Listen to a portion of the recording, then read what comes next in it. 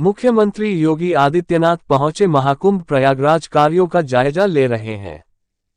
उनके साथ कैबिनेट मंत्री स्वतंत्र देव सिंह, कैबिनेट मंत्री नंद गोपाल नंदी, शहर उत्तरी विधायक हर्षवर्धन वाजपेयी, फूलपुर विधायक दीपक पटेल और अन्य विधायक रहे मौजूद। मुख्यमंत्री का हेलीकॉप्टर डीपीएस मैदान में उतरा। नगर निगम द्वारा निर्मित बायो सीएनजी प्लांट पर पहुंचकर निरीक्षण किया। मुख्यमंत्री योगी ने बायो सीएनजी प्लांट का उद्घाटन करने के बाद संगम पहुंचे। गंगा को प्रणाम कर किया आचमन किया। प्रयागराज में 125 करोड़ के बायो सीएनजी प्लांट की शुरुआत। बड़े हनुमान जी मंदिर के दर्शन भी किया। उसके बाद सभी विभागों के अफसरों के साथ महाकुंभ के कामों की समीक्षा की। कहा सभी परियोजनाएं हफ्ते भर में पूरी कर लें। योगी गंगा सेतु के समानांतर बने स्टील ब्रिज का निरीक्षण किया। Team digital news India today Prayagraj. ये मेरा दायित्व बनता है कि मैं भी आपको इसके बारे में अवगत कराऊं, तो मैं सबसे पहले आपका स्वागत करता हूं। प्रयागराज मेले की दृश्य आपने देखा होगा। प्रयागराज सिटी की कायाकल्प करने का जो कार्य अब तक हुआ है, ये लगभग पूरा हो चुका है। 200 से अधिक सड़कें, सिंगल से डबल लेन, डबल से 4 लेन, 4 लेन से 6 लेन आदि बनाने की कार्रवाई ये पूरी हो चुकी है। 14 फ्लाईओवर या रोड ओवर ब्रिजेज, जिनमें 13 कंप्लीट हो गए, एक फाइनल स्टेज की तरफ आगे बढ़ रहा है। ये तो सिटी के अंदर अन्य सुंदरीकरण के तमाम कार्य किए गए हैं और सिटी के अंदर यह भी व्यवस्था की गई है कि रेलवे स्टेशनों पर होल्डिंग एरिया भी हो, उसके बाहर व्यवस्था की गई है, जिससे जो भी श्रद्धालु आए उन सब के लिए स्टेशन पे व्यवस्था है। ठीक नहीं तो बाहर, नहीं तो उसके बाहर प्रशासन भी किया, रेलवे ने भी और जिला प्रशासन ने भी इसकी व्यवस्था को युद्ध स्तर पर आगे बढ़ाने का काम किया है।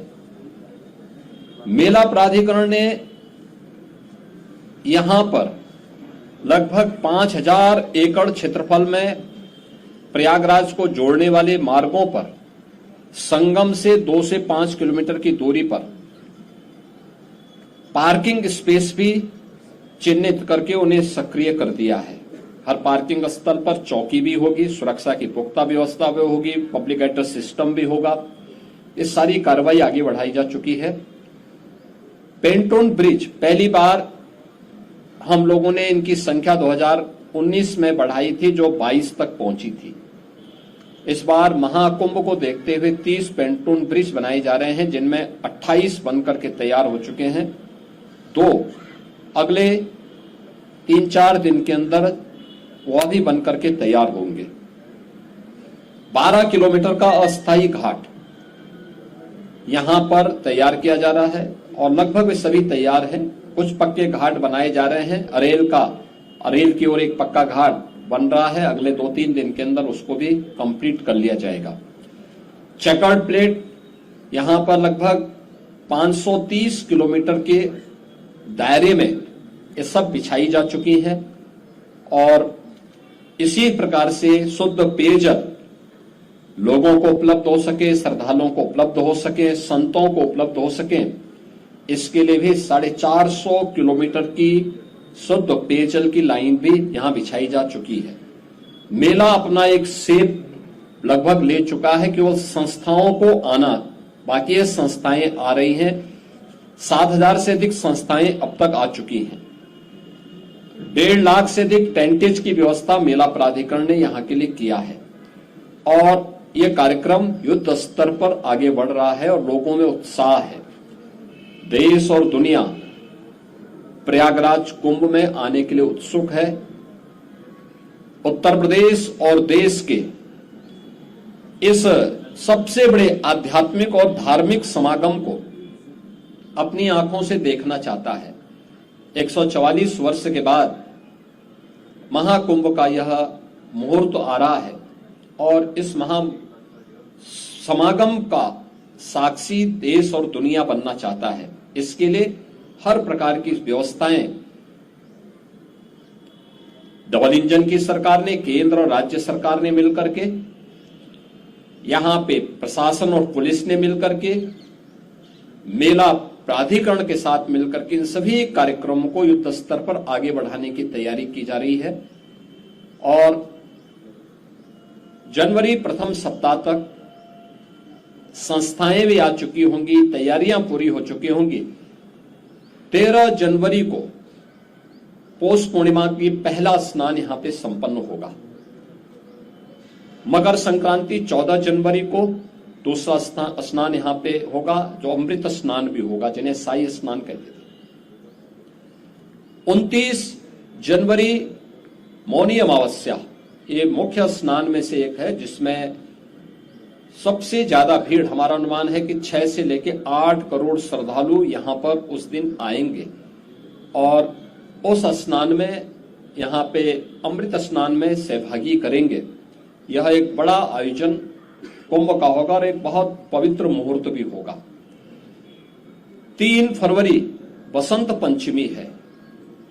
फिर 12 फरवरी और 26 फरवरी ये 2 अतिरिक्त स्नान फिर यहां पे होंगे। कुल 6 स्नान होने हैं। मुख्य स्नान के दिन कोई भी प्रोटोकॉल नहीं होगा।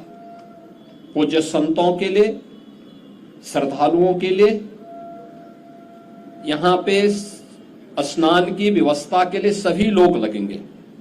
सभी स्नान पर संतों के स्वागत के लिए, श्रद्धालुओं के अभिनंदन के लिए सरकार के स्तर पर, मेला प्राधिकरण के स्तर पर पुष्प वर्षा की व्यवस्था भी रहेगी। और उसके लिए हम लोग पूरी तैयारी कर रहे हैं, क्योंकि ये दुर्लभ संजोग है। उस दुर्लभ संजोग के साक्षी बनने के लिए देश और दुनिया से जो भी श्रद्धालु आएगा उसको उस प्रकार का अवसर मिलना चाहिए।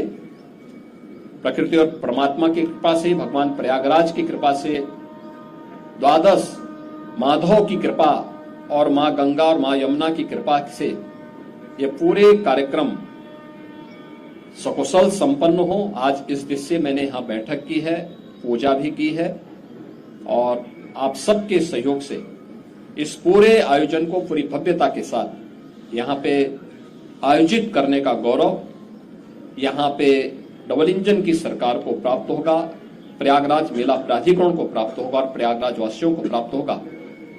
मेरी प्रयागराज वासियों से ये अपील होगी कि स्वच्छता का और आतिथ्य सेवा का जो उदाहरण प्रयागराज ने इससे पहले किया है 2019 के कुंभ में, उससे अच्छा अवसर इस बार उनके सामने आने जा रहा है। और हमारा प्रयागराज तो उसके लिए वैसे भी जाना जाता है। तो आतिथ्य सेवा के साथ साथ स्वच्छता का एक उत्कृष्ट उदाहरण प्रयागराज प्रस्तुत करेगा। इस विश्वास के साथ मैं वर्ष 2025 की अपनी मंगलमय शुभकामनाएं पूरे प्रदेशवासियों को देता हूं।